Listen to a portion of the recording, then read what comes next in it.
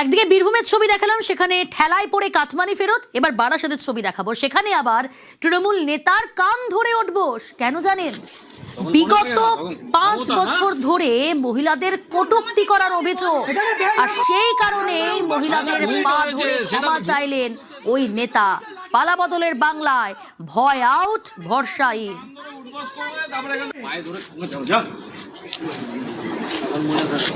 তখন মনে থাকে না, তখন ক্ষমতা না,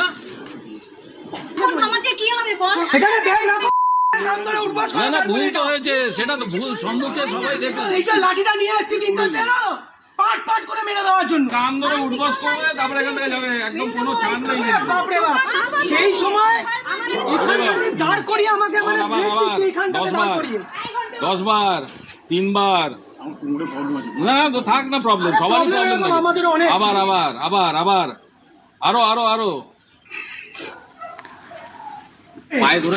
মহিলাদের পা ধরে ক্ষমা চাইলেন ওই তৃণমূল নেতা। 5 বছর আগে কটূক্তি করার অভিযোগ এই তৃণমূল নেতার বিরুদ্ধে। না ভুল তো হয়েছে, সেটা তো ভুল সম্মুখে সবাই দেখে। এইটা লাঠিটা নিয়ে আসছি কিন্তু পাট পাট করে মেরে দেওয়ার জন্য কান ধরে উঠবাস করবে, তারপরে এখান থেকে যাবে, একদম কোনো ছাড় নেই। বাপরে বাপ, সেই সময় এখানে দাঁড় করিয়ে আমাকে মানে এইখানটাতে দাঁড় করিয়ে 10 বার 3 বার না তো থাক না, প্রবলেম সবারই প্রবলেম। আমাদের অনেক আবার আবার আবার আবার আরো আরো আরো